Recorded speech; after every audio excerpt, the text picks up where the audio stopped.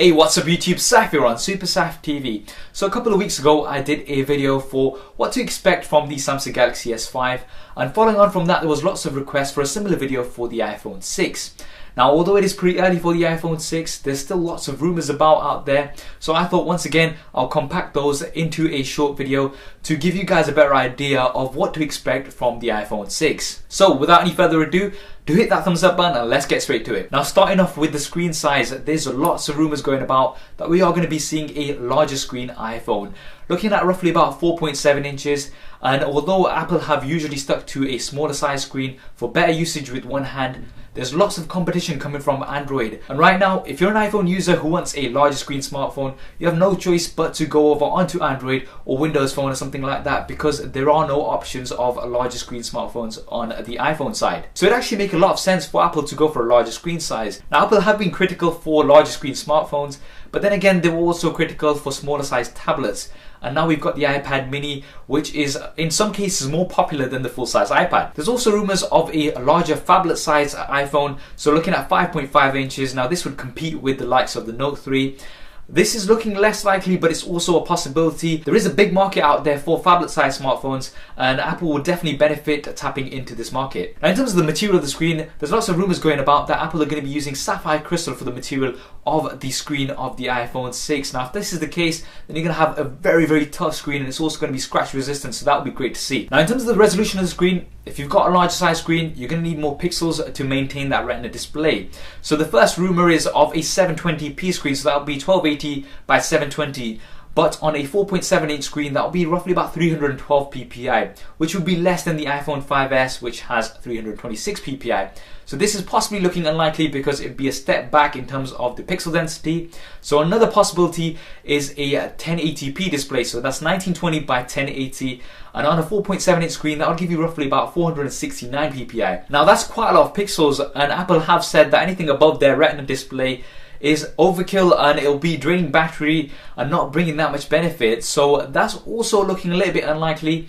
I think what's more possible is a 1600 by 900 display, and that will give a PPI of roughly about 386, so it's not too high and not too low. And generally speaking, Apple like to be a little bit unconventional, so they wouldn't go for the standard 720 or 1080. I'm not sure exactly why this is, maybe to lock it down a little bit more, but I would definitely put my money on somewhere around 1600 by 900 pixels. Now, moving on to the build and design, it goes without saying that we're going to be getting an aluminium body, which Apple have incorporated for their previous iPhone models, and that definitely gives it a premium feel. We're also looking at little or no bezel at all. There's lots of rumors around that, and that will mean you can have the large screen size without increasing the size of the smartphone too much. And we've had lots of concepts and leaks. The most convincing came last week, which was said to be a fake, but it looked more like the current generation of the iPod Touches, and also a little bit like an iPad mini shrunk down. The back was curved rather than the flat look that we're currently seeing on the iPhone models. So it is possible that we'll be seeing something like this. We're likely to see the same colors, so the silver, the space gray, and the gold. The gold has been very popular for Apple, so this is very likely to continue over on to the iPhone 6. Now, the internals, it goes without saying that these are going to be upgraded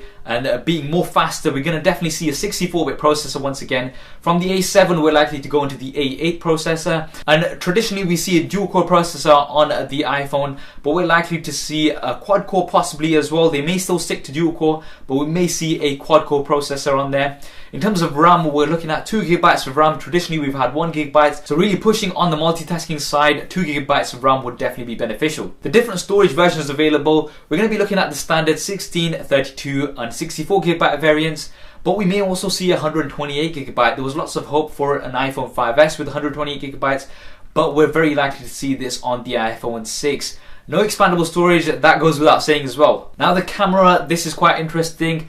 They may still be sticking to an 8 megapixel camera, but we're likely to see a 10 megapixel camera. Most of the rumors are pointing towards a 10 megapixel rear facing camera, possibly up to a 13 megapixel, 12 or 13 megapixels as well, and with a new filter. So they're going to be applying a new filter to give you some better and more clear pictures. f1.8 aperture compared to the f2.2 aperture on the iPhone 5. So once again, low light performance should be improved as well.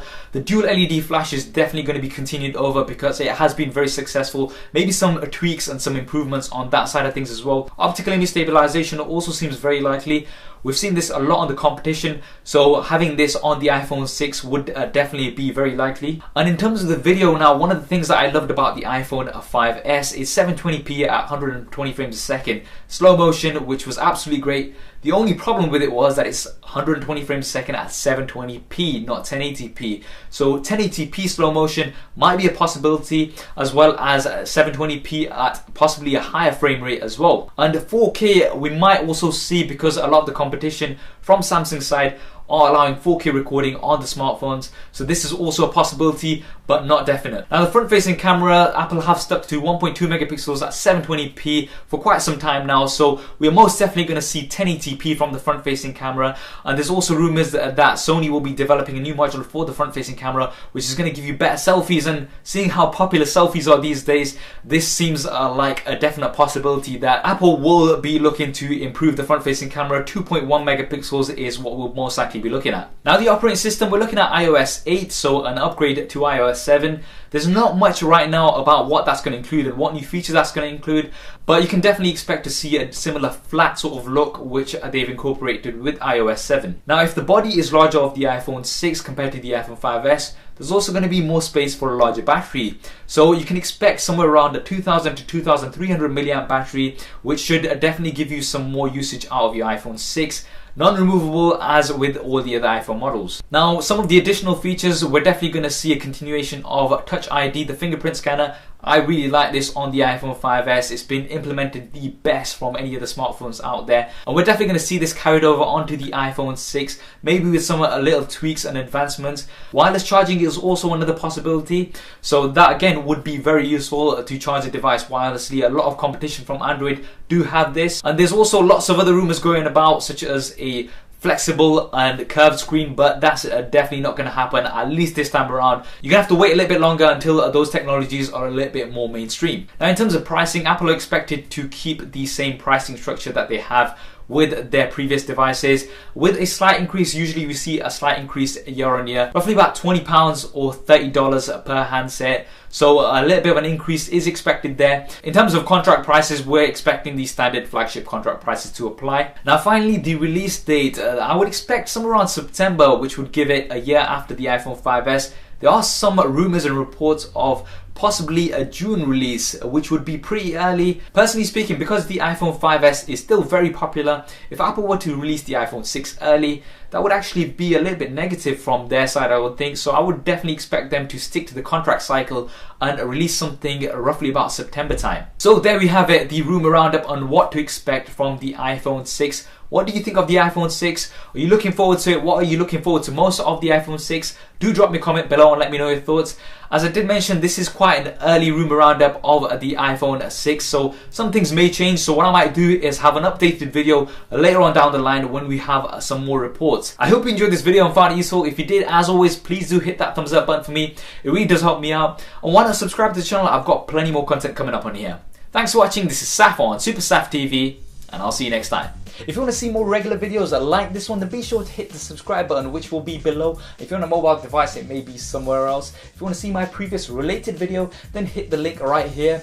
If you want to stay in touch over Facebook, Twitter and Google+, then all of the addresses will be there somewhere, as well as direct links in the description below. Okay, if you're still watching, then that means you've not done one of those things, so no. Yeah. Anyway, I'm just gonna go downstairs. See. Okay. There isn't really a downstairs. Anyway, so yeah.